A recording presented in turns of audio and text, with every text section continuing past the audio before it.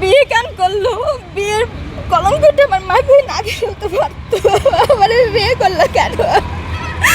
বিয়ে করছি তাহলে কেন থাকবে না? আমি কি অনেক কিছু চাইছি? আমি তো সোনা দানাও চাই নাই। দেখেন আমার সাথে কিচ্ছু নেই, আমি সোনা দানাও চাই নাই, দামি শাড়ি কাপড় কিচ্ছু চাই নাই। শুধু চাইছিলাম আমি একটা নিরাপদ জীবন। আমি যতটুকু জানি বিদেশের লাইফগুলো একটু নিরাপদ হয়, ওখানে গিয়ে একটু লাইফটা সেটেল করতে চাইছিলাম, একটা ভালো একটা বেসিক ডিগ্রি নিতে চাইছিলাম। আর কিছু আমি জানি বিদেশে ওনার কাছে আমি আর কিছু চাই নাই। আমি শুধু ওনার কাছে এইটুকু চাইছিলাম যে আমাকে নিয়ে আপনি ভালো থাকেন, আমার একটা ভাত কাপড় দিয়ে রাখেন। আমি জব, উনি যদি বলে জব করবেন, আমি তো ওনার জন্য জব ছেড়ে দিচ্ছি। বিয়ের পর আমিও জব কন্টিনিউ করি নাই। আমি টোটালি ঘরের মধ্যে আমি হাউস ওয়াইফ হয়ে থাকবো। আমি শুধু 2 বেলা ভাত আর একটা কাপড় পেলে আমি সংসার করে যাবো। তবে আমার একটা চাওয়া ছিল ওনার কাছে যে আমাকে ছেড়ে আপনি অন্য কোনো মেয়ের সাথে করবেন না। কিন্তু আমি সেটাই দেখছি, উনি এত মেয়েদের সাথে কথা বলতো। সিটি ব্যাংকের একজন মহিলা ব্যাংকার, ওনার সাথে আমি ধরছি। তারপর হচ্ছে আরও মেয়ে স্টুডেন্ট এতগুলো আমি ধরছি। আমি ওদের সাথে কথাও বলছি। ওরা আমাকে বলছে যে আপনার হাজব্যান্ড আমাদেরকে মেসেজ দিচ্ছে, আমি দিইনি। ওরা আমাকে এভাবে বলছে। আমি শুধু ওনার কাছে একটা জিনিস চাইছিলাম, কিন্তু উনি আমার এটাও করে নাই। উনি মূলত আমার না সংসার কখনোই করতে চায় নাই। আমাকে এইভাবে বিশ্বাস করাইছে, কিন্তু আমি সেটা করতে একটু অস্বীকৃতি জানাইছি। তারপরে বলছিলাম যে ঠিক আছে দিব।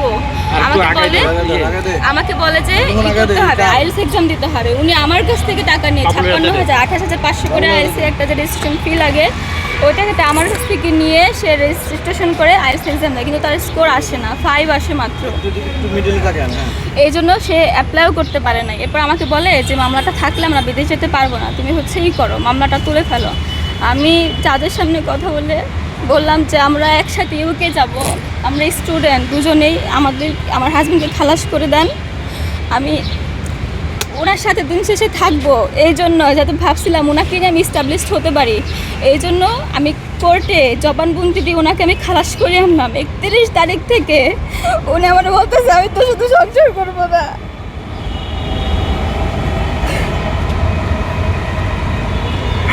আমি তোর সাথে সংসার করবো না, মামলার হয়ে তোর সাথে ছিলাম। শুধুমাত্র এই জামিনের জন্য আমার সাথে থাকছে। আমি এই 8 দিন কন্টিনিউসলি কান্না করতে করতে আমার কোনো খাওয়া দাওয়া নেই। আমি কোনোদিন খাওয়া দাওয়া করি না, গোসলও করি না। আমি তো ঘুমাতে পারি না, আমার নিঃশ্বাস বন্ধ হয়ে যায়।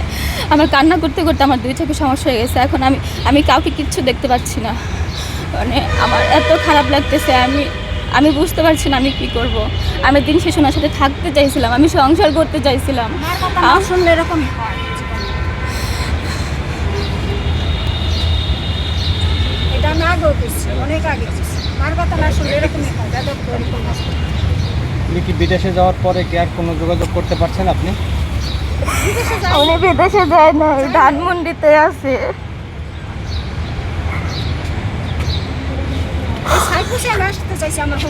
তবে আমার নিয়ে আর সংসার করবে না, আমার বলে দিচ্ছে। আর আমিও যেন সবার কাছে বলছে, আমার মামাতো ভাইকে কল করছিল, খালুকে কল করছিল, বলছে যে আমাকে নিয়ে সংসার করবে না, মামলার ভাই এতদিন ওর সাথে ছিলাম। আমারই তো এই কথাটা তখনও বলতে পারতো যে আমি বলছিলাম আমি আপনাকে বের করে দিছি, জামিন করে দিয়েছি, এবার আপনারটা আপনি বলছেন।